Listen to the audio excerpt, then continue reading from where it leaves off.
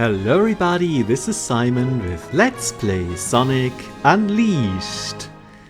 After a very cool day stage in Shamar, we are now going to go to the mandatory next night stage, which is Skyscraper Scamper in Empire City. A really fun level name to say, a bit long however to write sometimes.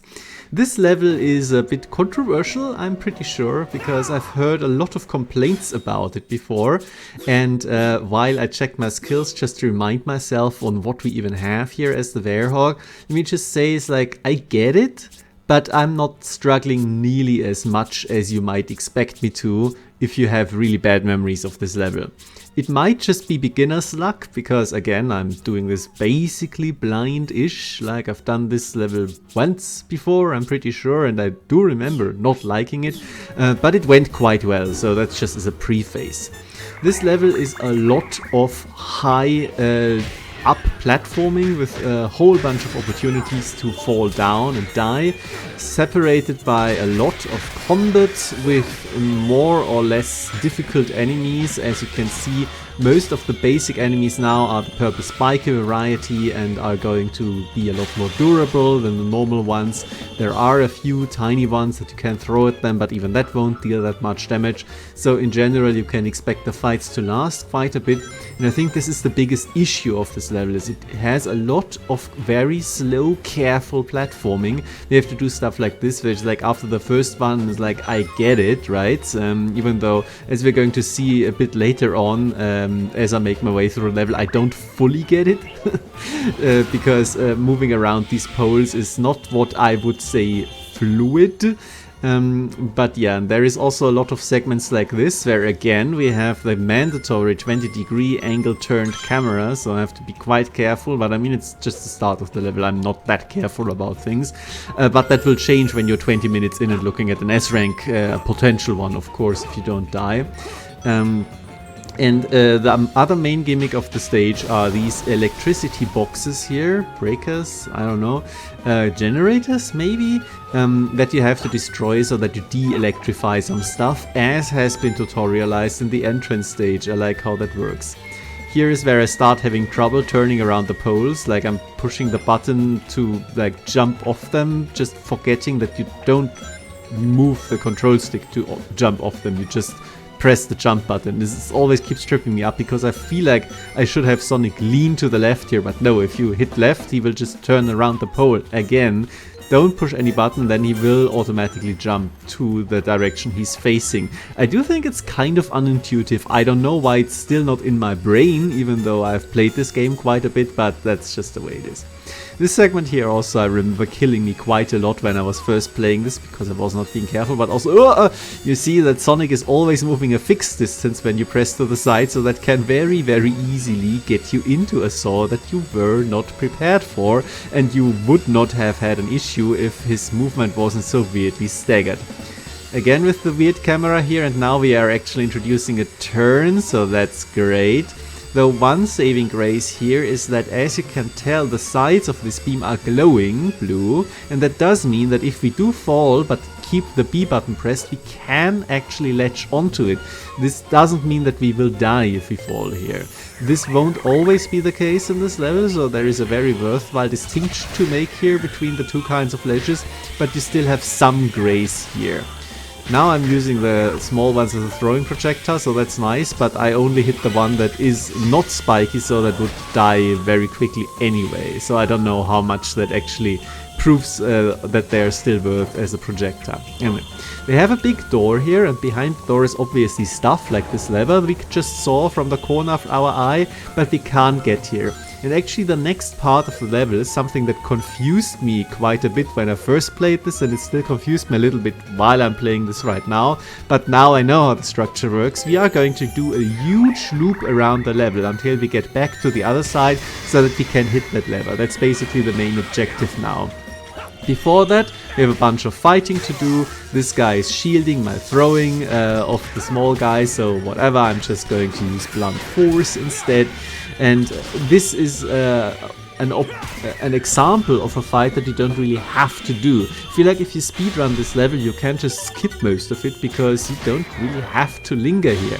And everything I'm doing right now is in the search of getting more medals. For example, behind these big boxes that are very satisfying to destroy, there's a sun medal.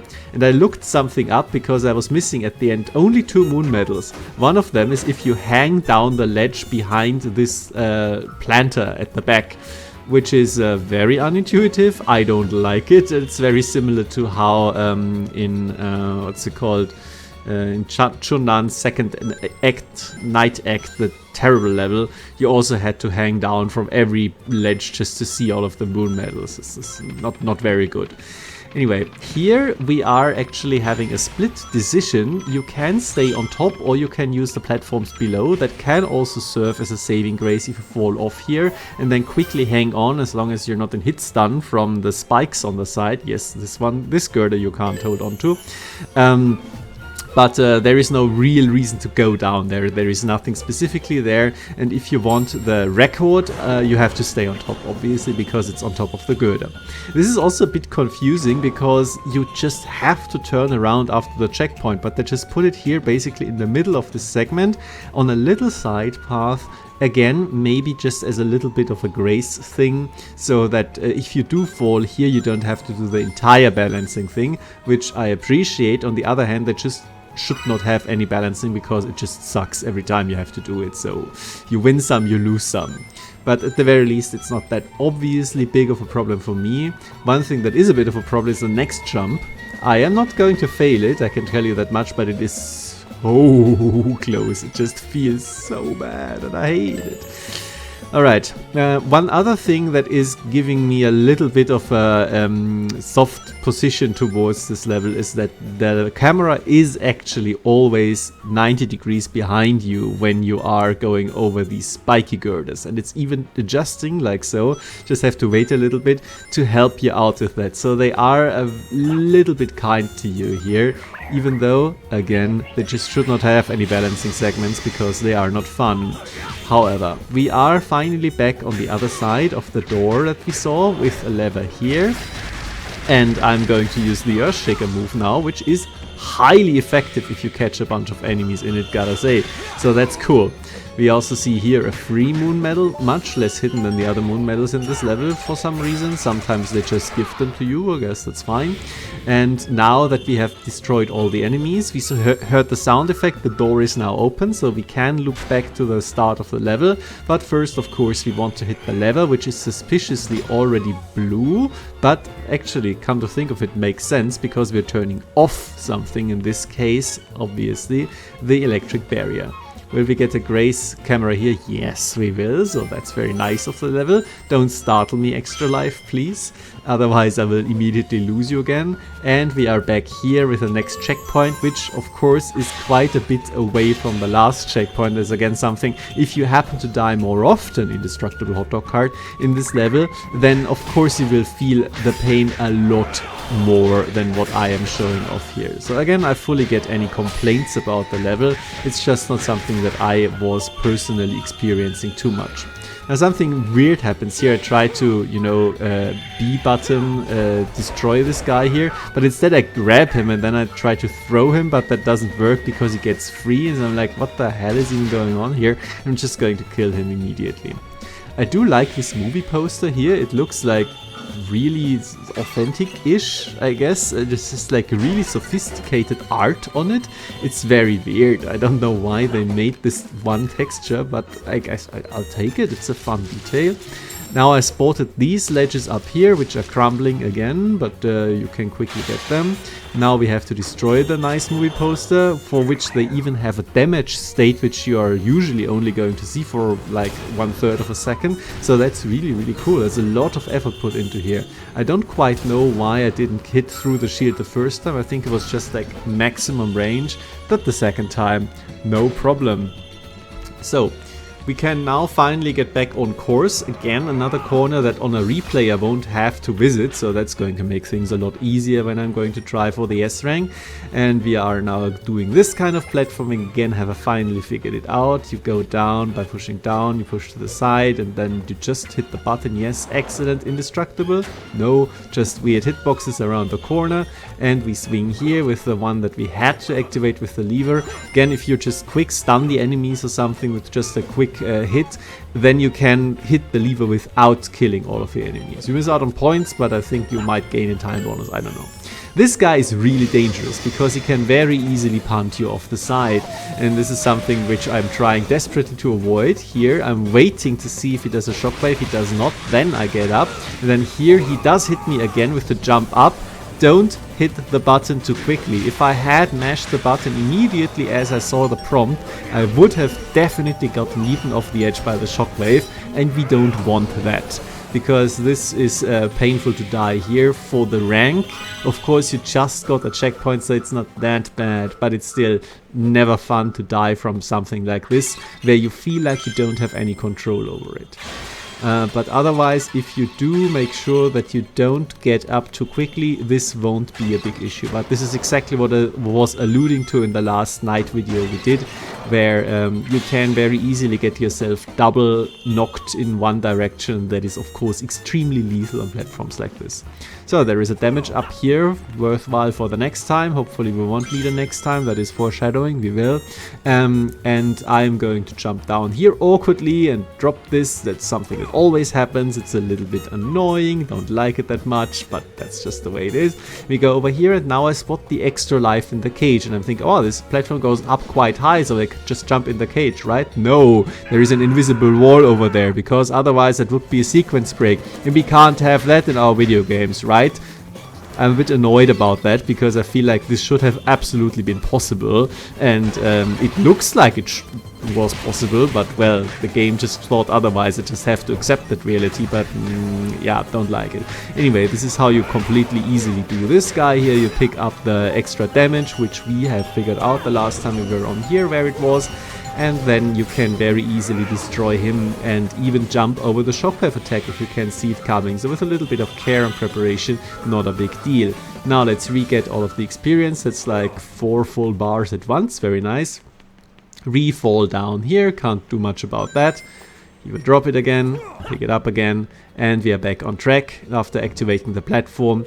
Very minor mistake time-wise in the end, of course. Tank the rank, won't get an S rank, but that's just the way it is. But now I feel more confident in taking risks because it doesn't matter, so that's nice, isn't it?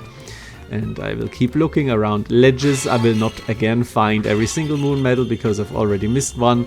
But most of the others are actually perfectly reasonable. There is always that one where I'm going like, that's a bit bullshit, honestly, but that's just the way it is. That was a bit close, trying to activate the spinning needle attack here, close to the ledge. But you can again see the sheer efficiency and power that it has, so I will very happily keep using it. I also noticed that there is nothing in those planters. I don't think there is anything in any planter except for more unleashed juice, but we are full, of course, so that's fine. And now we are going again on a difficult tightrope, but I have more confidence as I have nothing to lose here, so I am going to speed this up a little bit. It works perfectly because the camera is behaving again. The level is nice enough for that, so that's cool. And we are already on the next rooftop. There's quite a few rooftops here, and all of them are a little bit weird. I hit the wrong button. I wanted to have an extendo punch and not one of those, but it's fine. These are just very basic enemies. They don't really do much. They also don't warrant this kind of aggression here, and it didn't even work out because I punched him out of the range, which is something that unfortunately can happen, but it's just the way it is. I also don't quite know why they're like, oh, you have to go around all of these corners here, and no, there's enemies spawning. Like, yeah, so what? Like, do you think this is a problem for me? One of these guys, which are basically behaving exactly the same as they did in the first night stage in Apotos. Like, yeah, sure, they have a saw blade now and might deal a little bit more damage, but guess what? So do I. So that's not very threatening. I think the biggest threat these guys in general have is annoying you with the battle music, which again I'm so happy that we can just turn off in this version of the game. Excellent stuff. So we have destroyed another generator, nominally the main gimmick of this level, I guess. It doesn't amount to much, it's just like similar to a lever, but it's easier to destroy than pushing the lever, because you just hit attack 3 times. You don't have to mash the B button, so I actually prefer it, because you can sometimes organically do it. Very awkward jump, but I don't think there is a better way to do that, so that's nice. So another door with a very nice texture, by the way. I really like how it looks, which we have to open, and obviously we have to push this fittingly textured box on top of the button to open something, but first we have to get rid of the electricity. It all makes a lot of sense, right? There is something that I miss here, and that is the second moon medal that I miss. As I said, I looked it up.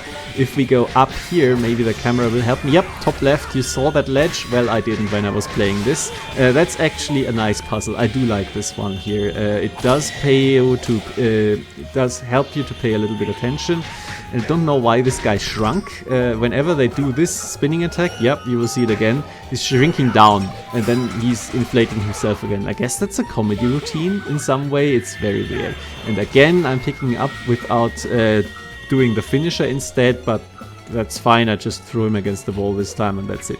Yeah, I even am like, shouldn't there be something? But I don't realize, because the camera doesn't go that high up, that there is actually a ledge up there, and I would have to push the box all the way over there. So yeah, we actually will use the box in a bit for a different thing, but for now we're using it for the intended purpose. No sequence breaking, Simon.